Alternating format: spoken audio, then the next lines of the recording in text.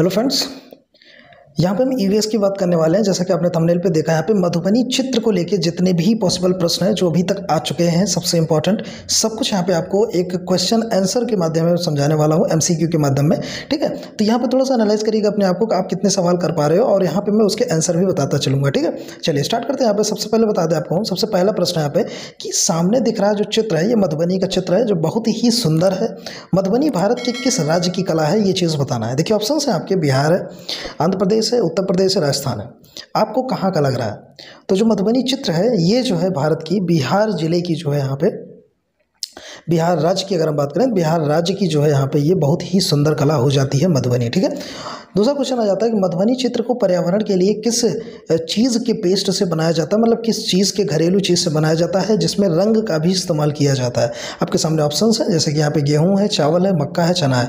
तो किस चीज़ से जो है मधुबनी यहाँ पे बनाया जाता है? तो यहाँ पे आपके सामने हो गया गेहूँ। ठीक है, सबसे पहले कुछ कॉमन क्वेश्चंस ले लेते हैं जो कि यहाँ पे आगे चल के जो थोड़ा सा टफ क्वेश्चन है उसको करने में आसानी होगी।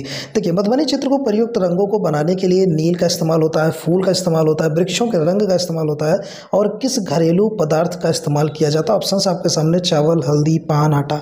ठीक है, तो यहाँ पे देखिए चावल तो अभी ऊपर आप पढ़ के आ ही गए, लेकिन इसके अलावा भी कुछ चीज़ों का इस्तेमाल होता है। ठीक है, तो यहाँ पे होगा आपका हल्दी, तो हल्दी भी यहाँ पे आपका इस्तेमाल होता है, ये चीज़ आप याद रखिएगा। ठीक है, तो नील, फूल, वृक्षों के रंग और हल्दी ऊपर से डाली जाती है, जो मेन होता है वो चावल ही होता है। ये चावल के ऊपर ये सारी चीज़ें मिलाई जाती हैं। प्रश्न नंबर 4 है कि मधुबनी चित्रों में मनुष्य, पशु, पक्षी के साथ साथ किसे दर्शाया जाता है? मीन्स कि यहाँ पे इतने लोगों तो दर्शाया जाता है, मनुष्य हैं, पशु हैं, पक्षी हैं, इनको सबको दर्शाया जाता है, लेकिन इनमें से किसको किसको और यहाँ पे दर्शाया जाता है? जैसे कि फूल हो गए, पेड़ पौधे हो गए, तो यहाँ पे नक्शे हो गए, किसको दर्शाया जाता है? ठीक है, तो देखिए यहाँ पे आपके ऑप्शन है फूल और पेड़ पौधे। ठीक है, फिर है दोनों, तो कहने का मतलब ये दोनों ऑप्शन आपके करेक्ट हो जाएंगे, नक्शों को नहीं दर्शाया जाता है यहाँ पे। ठीक है, इस तरीके से पेंटिंग बनती है, आप देख सकते हैं। चलिए क्वेश्चन नंबर 5 है कि मधुबनी क्षेत्र भारत के किस राज्य का जिला है?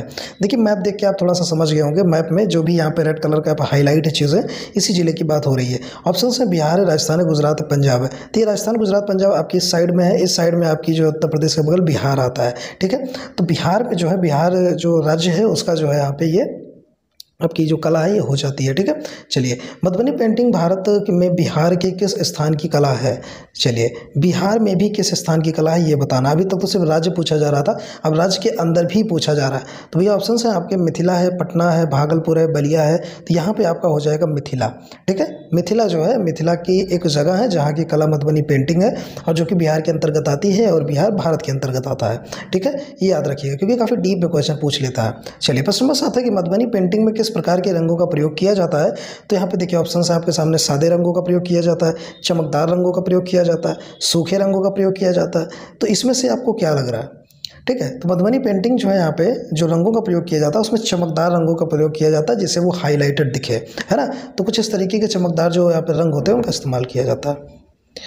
फिर आपका प्रश्न नंबर 8 है कि मधुबनी पेंटिंग एक प्रकार के लोक कला का रूप है, इसमें चमकदार रंगों का प्रयोग किया जाता है, और चित्रों की रेखा को किसके द्वारा दर्शाया जाता है? चलिए यहाँ पे जो रेखाएं होती हैं, जो चित्र होते हैं, किसके द्वारा दर्शाया जाता है? क्या कोई साधारण रेखा होती है, या गोल गोल यहाँ पे रेखाएं होती हैं, या ज्यामितीय पैटर्न होता है? इसमें से कोई नहीं। तो यहाँ पे भैया ज्यामितीय पैटर्न मीन्स की मिक्स कई प्रकार की रेखाओं का इस्तेमाल होता है, और ज्योमेट्री पैटर्न आपके सामने यहाँ पे दिए हुए हैं। ठीक है, यहाँ पे त्रिभुज, चतुर्भुज सारी चीज़ें आ जाती हैं। चलिए इतिहास के अनुसार मधुबनी पेंटिंग कला की उत्पत्ति किस युग में हुई थी?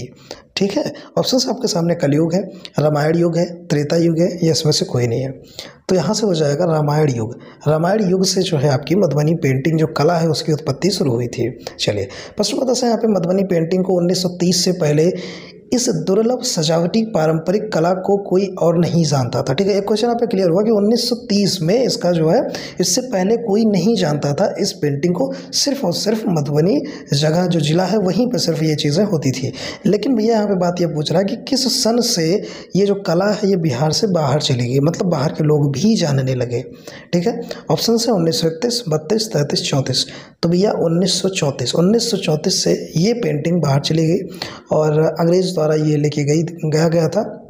ठीक है, चलिए प्रश्न नंबर 11 की बात कर लें कि मधुबनी पेंटिंग कितने तरह की होती है? ठीक है, अभी तक आपने सिर्फ मधुबनी पेंटिंग के बारे में ही सुना था, लेकिन भैया उसमें टाइप्स हैं, और टाइप्स में आपकी 2 तरह की, 3 तरह की, 4 तरह की, 5 तरह की। तो यहाँ पे 2 तरह की होती है। कौन कौन सी होती है आगे बताते हैं आपको हम, है ना, कौन कौन सी होती है आपको हम आगे बताते हैं। चलिए देखिए मधुबनी पेंटिंग यहाँ पे दो तरह की होती है, फिर आगे क्वेश्चंस। मधुबनी पेंटिंग दो तरह की होती है, चीज़ क्लियर हुआ। फिर बात आ रही है, एक तो होती है आपकी भित्ति चित्र होती है, जो दीवार पे आपकी जो घर वगैरह होती हैं उसकी दीवारों पे जो बनाई जाती है। एक अरिपन चित्र होती है, ठीक है, यहाँ पे छोटी की मात्रा लगेगी, अरिपन चित्र। तो भित्ति चित्र में नव विवाहित जो जोड़े होते हैं, आज भी बनाई जाती है घरों में, आप देखते होंगे जो पेंटिंग बनती है घर के सामने दो पिलर होते हैं उस पर बनती है ना, तो ये मधुबनी पेंटिंग होती है।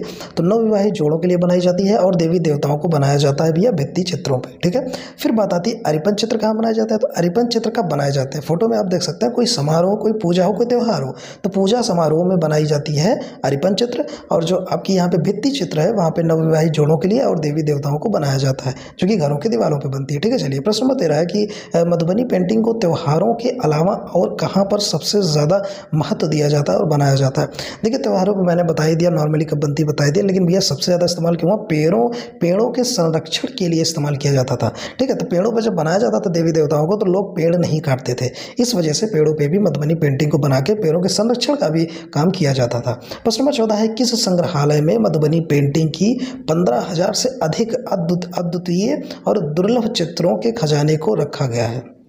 बताइए भैया, 15,000 से अधिक। ऑप्शंस आपके सामने यहाँ पे टोका माझी है, मिथिला है, मधुकला है, ठीक है। तो किस संग्रहालय में मधुबनी पेंटिंग की 15,000 से अधिक अद्वितीय और दुर्लभ चित्रों को रखा गया है, ठीक है। तो यहाँ पे मिथिला एक संग्रहालय है, इसी के जो है इसमें जो है मधुबनी पेंटिंग को यहाँ पे रखा गया है, ठीक है। चलिए आगे चलते हैं यहाँ पे। और किस शहर में एक स्वतंत्र कला विद्यालय मीन्स की MAI जिसको कहते हैं मिथिला कला संस्थान, ठीक है, की स्थापना 2023 से जो है 2003 में की गई, ठीक है। तो यहाँ पे कौन सा विद्यालय बताइए, किस शहर में विद्यालय, ये पूछा जा रहा है। विद्यालय का नाम तो पता चल गया, मिथिला कला संस्थान। तो यहाँ पे भैया वो विद्यालय कहाँ पे है, वो विद्यालय है मधुबनी में, ठीक है।